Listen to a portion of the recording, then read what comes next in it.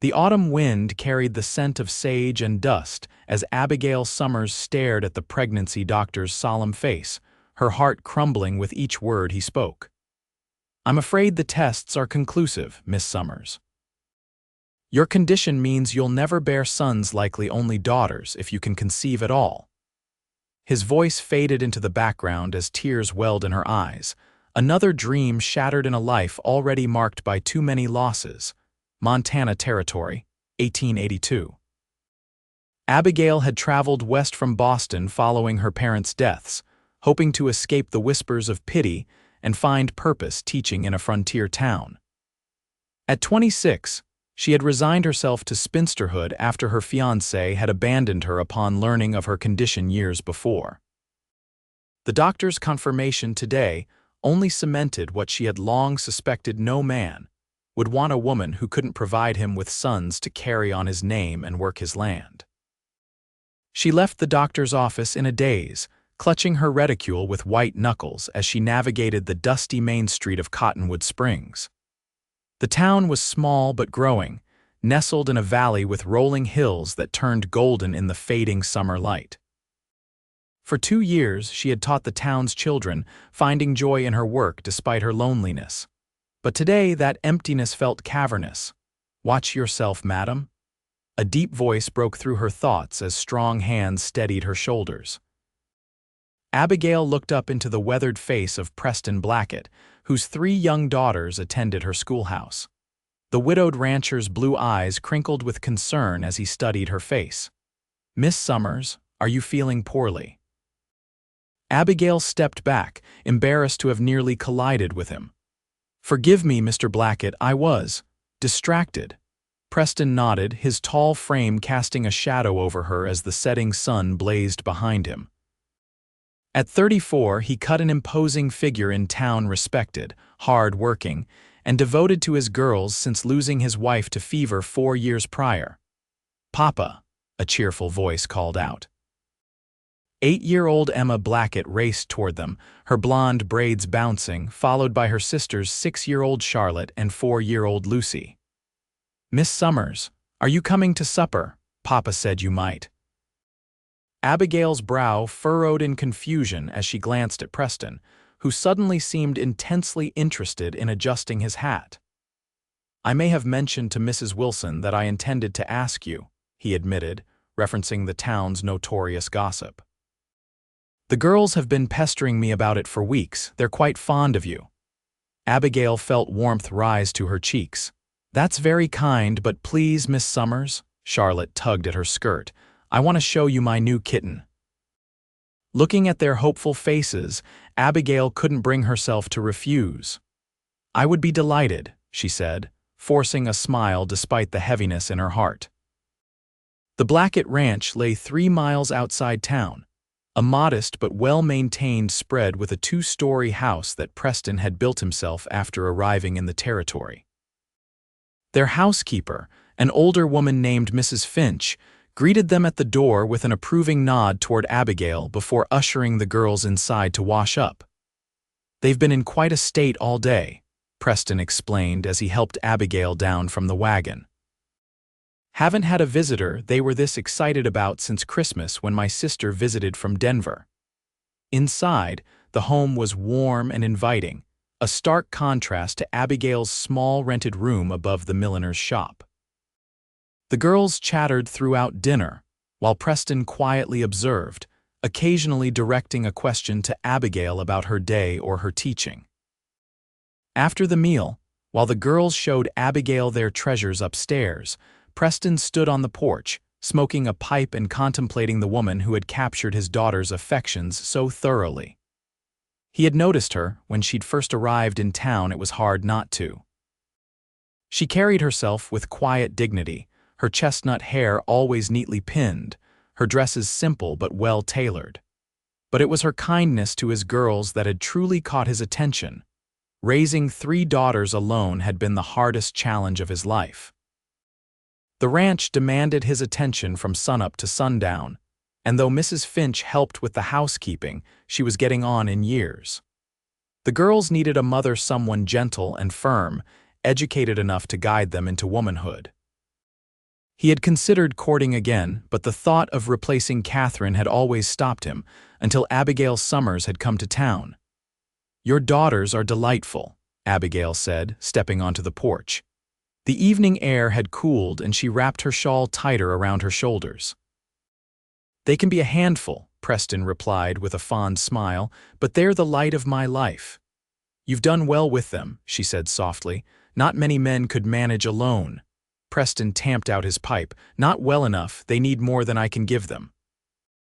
Abigail gazed out at the darkening landscape. "They need a mother." "Yes." His voice was quiet but resolute. "Miss Summers, Abigail, I've been meaning to speak with you about that." Her heart skipped a beat, but she quickly tempered her reaction. "Mr. Blackett, Preston, please, Preston." His name felt strange on her lips. "Whatever you're about to say, I should tell you something first." She drew a deep breath, forcing the words out before courage deserted her. "I cannot bear sons. The doctor confirmed it today. Any man looking for a wife should know I'll never give him sons to inherit his name or his land." She waited for the disappointment to cross his face, the polite withdrawal she'd seen before. Instead, he moved closer, his expression unreadable in the dim light. "I have 3 beautiful daughters," he said slowly. "And not once have I wished for sons instead. A man's legacy isn't measured only in male heirs, Abigail." Tears pricked behind her eyes. "Most men don't share that view. I'm not most men." He reached for her hand, his calloused palm warm against her skin. "And if you can't have children at all, there are 3 girls in that house who already adore you. You're exactly what we need." The directness of his words startled her. "Are you proposing, Mr. Blackett?" A slow smile spread across his face. "Not yet, but I'm asking permission to court you properly, get to know you better, let you get to know us all of us." He paused. "Unless you find the idea completely objectionable." "I don't," she whispered, surprised by her own honesty. "I don't find it objectionable at all." The courtship began cautiously. Preston would bring the girls to town on Saturdays, and they would all have lunch at the hotel restaurant. Sometimes he would escort Abigail to church on Sundays, his daughters lined up beside them in their best dresses. The townspeople noticed, of course. Mrs. Wilson speculated endlessly about when they might announce an engagement. Abigail tried not to let herself hope too much. She had been disappointed before. But Preston was different from any man she'd known, steady, thoughtful, and genuinely interested in her opinions. He asked about her teaching methods, her ideas for improving the school, her dreams. On a warm May evening, nearly 2 months after their first dinner together, Preston arrived at her door without the girls. "Mrs. Finch is watching them," he explained. "I thought we might take a ride, just the 2 of us." They rode to a spot overlooking the valley, where wildflowers carpeted the hillside in splashes of purple and yellow. Preston spread a blanket, and they sat watching the sunset paint the sky in brilliant oranges and pinks. "You know, my Catherine was a city girl too," he said suddenly. "Hated it here at first, too much sky," she said. He smiled at the memory. "But she came to love it, found beauty in things I'd never noticed." Abigail listened, touched that he would share this with her. She must have been remarkable, she was. He turned to face her. "And she would have approved of you, I think, especially how good you are with the girls." "They make it easy," Abigail replied. "They're wonderful children." Preston nodded, then fell silent for a long moment. "Abigail, I need to ask you something important." He took her hand. "Do you think you could be happy here, not just in Cottonwood Springs, but at the ranch with us?" Her heart hammered in her chest. I believe I could. Even knowing it's not always easy, the winters are harsh, the work never ends, and 3 girls can be quite a storm to weather." She smiled. "I've faced Boston blizzards and classrooms with 20 children. I'm stronger than I look," he nodded solemnly. "I know you are." Then he reached into his pocket and withdrew a small box. "This was my mother's. It's not fancy like what you might have had back east, but it's perfect," she breathed as he opened it to reveal a simple gold band with a small pearl. "Preston, are you certain about me, about what I told you?" He cupped her face with one hand. "You're perfect for me, Abigail Summers." "Perfect for us? Will you marry me?" Tears spilled down her cheeks as she nodded. Yes, yes, I will. They were married in the town church 3 weeks later with the entire community in attendance. Emma, Charlotte, and Lucy served as flower girls, beaming with pride as they walked down the aisle ahead of Abigail. That night, after the girls had fallen asleep, Preston and Abigail discovered each other with gentle passion, finding in their union a healing neither had expected to find again. Life settled into a new rhythm. Abigail continued teaching through the end of the term, then dedicated herself to the ranch and her new family. She planted a vegetable garden, learned to make soap from Mrs. Finch, and spent hours reading to the girls. Preston watched in wonder as his home transformed, becoming warmer and more alive than it had been in years. But not everyone approved of their match. Preston's brother-in-law, Victor Tanner, arrived from Denver 6 months after the wedding, ostensibly to check on his nieces. A banker with ambitions of expanding west, Victor had always considered Preston foolish for choosing ranching over business opportunities in the city. 3 girls and a barren wife, Victor muttered over whiskey one evening when he thought Abigail couldn't hear. What kind of future is that for your ranch, Preston? Who will take over when you're gone? Abigail froze in the hallway, her hand trembling as she set down the tea tray she had been carrying. My daughters will inherit everything equally, Preston replied, his voice cold. And my wife is not a topic for your speculation, Victor. Be reasonable, Victor pressed. You could still have sons with a younger woman. Catherine would have wanted— Don't you dare presume to tell me what Catherine would have wanted, Preston interrupted, his voice dangerously quiet. My wife is the best thing that's happened to me and the girls since we lost Catherine. I won't hear another word against her. Abigail slipped away, her heart both wounded and warmed.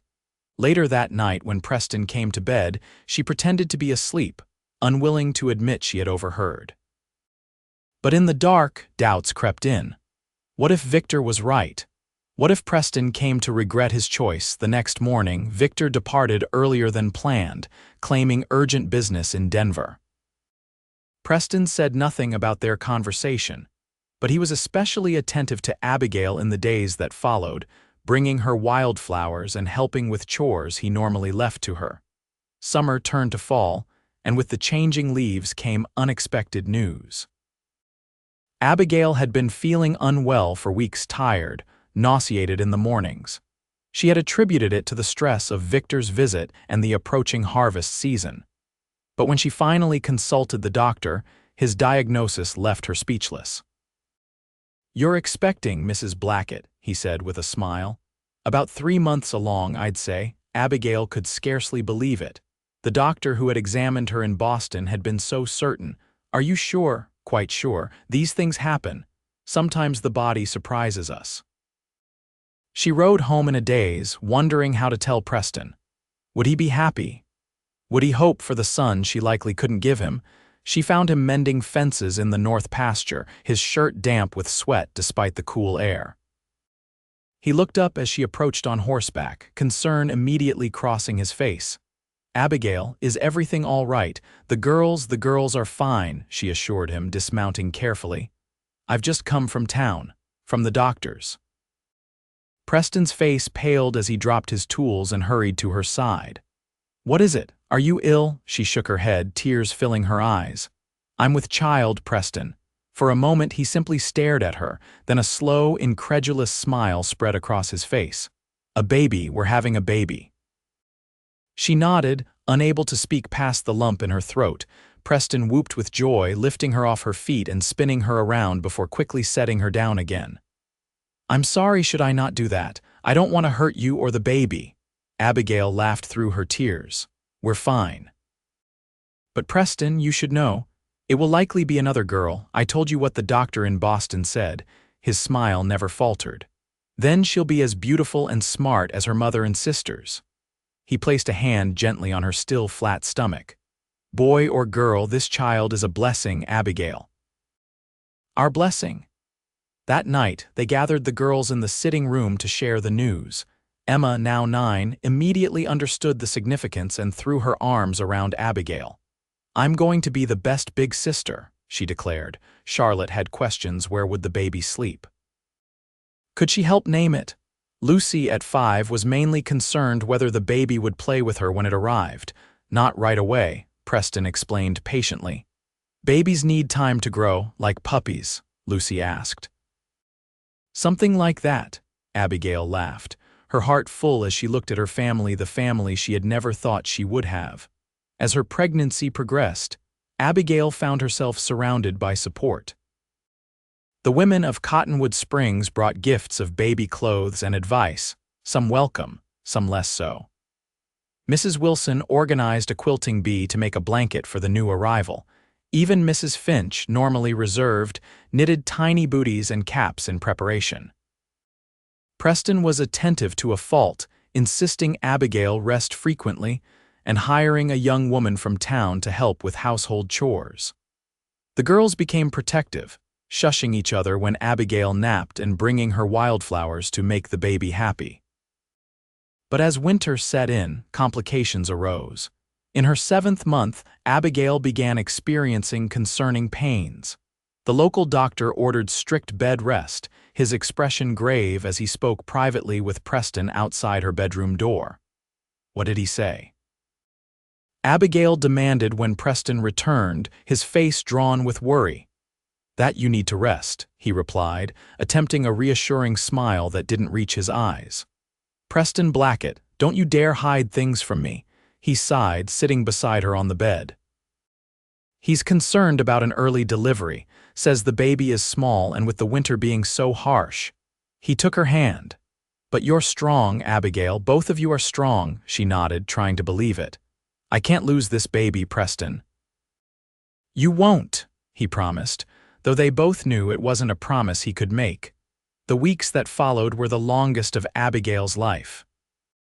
Confined to bed, she relied on Emma to relay news from school, on Charlotte to read to her from her favorite books, and on Lucy to bring reports about the animals and weather.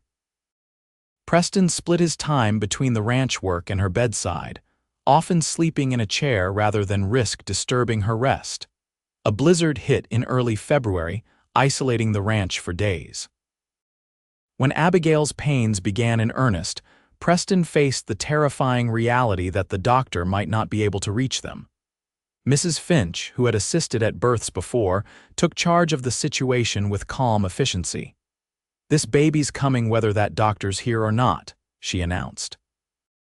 And I've brought more children into this world than he has. The labor was long and difficult. Preston paced outside the bedroom door, listening to Abigail's cries with growing fear. The girls huddled together in Emma's room, whispering prayers their mother had taught them years before. Finally, as dawn broke on the 3rd day of the blizzard, a new cry joined the howling wind, thin and indignant but unmistakably strong. A girl, Mrs. Finch announced as she opened the door to Preston. Small but fierce, like her mother. Preston rushed to Abigail's side, finding her exhausted but radiant as she cradled their daughter. The baby had a dusting of dark hair and Abigail's delicate features. She's perfect, Preston whispered, tears streaming unashamedly down his face. Just like her mother. They named her Hope, for all she represented to their family.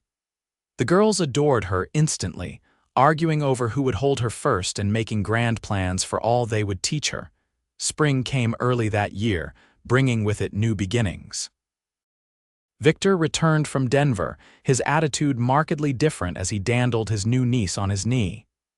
She's got the Blackett nose, he declared, surprising everyone with a generous gift of savings bonds for all 4 girls. For their futures, whatever they choose. By summer, Abigail was teaching again, bringing Hope with her to the schoolhouse each day.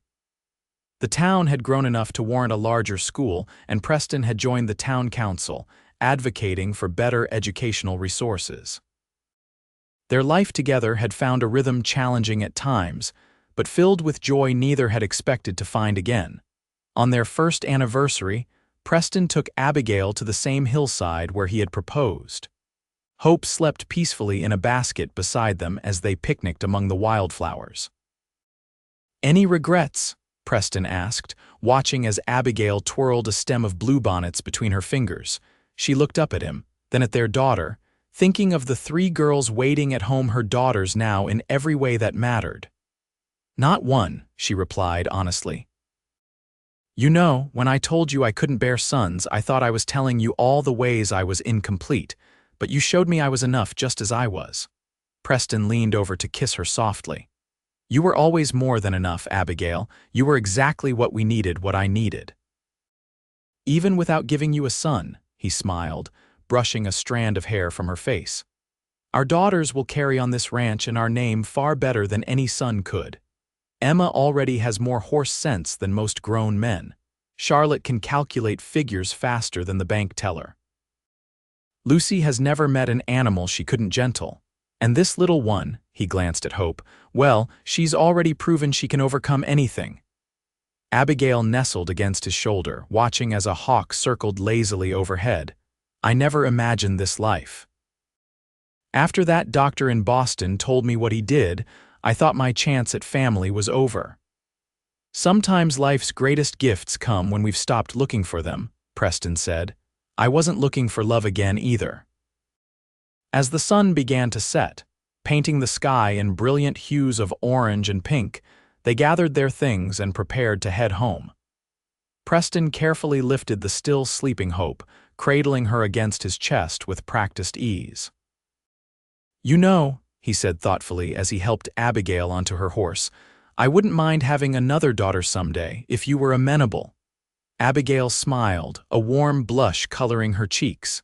"I think that could be arranged, Mr. Blackett." They rode home side by side, toward the lights of the ranch house where 3 girls waited at the window, toward a future neither had dared to dream of before finding each other. 5 years later, the Blackett Ranch had flourished into one of the most prosperous in the territory. Abigail had given birth to another daughter, Grace, who at 4 was already showing the same determination as her sisters. Emma, now 14, had developed a talent for training horses that drew buyers from as far as Denver. Charlotte excelled in her studies and spoke of becoming a teacher like Abigail. Lucy, forever fascinated by animals, assisted the local veterinarian whenever possible. And Hope, their miracle child, was a sunny, curious 5-year-old who shadowed her father constantly. On a warm September evening, as the family gathered on the porch after supper, Preston watched his 5 daughters and his wife, marveling at how full his life had become. Abigail caught his eye and smiled, the years having only deepened the connection between them.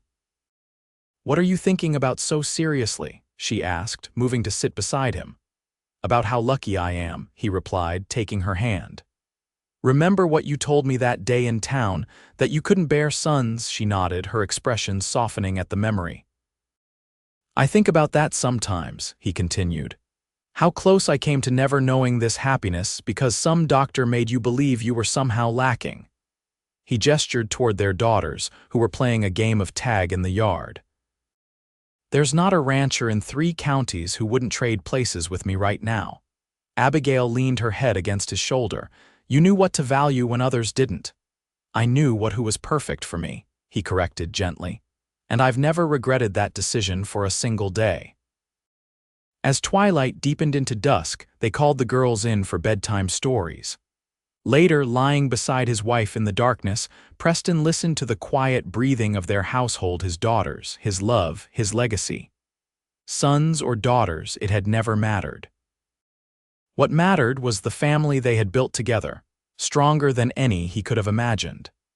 And as he drifted toward sleep, Preston Blackett knew with absolute certainty that he was the richest man in all of Montana Territory.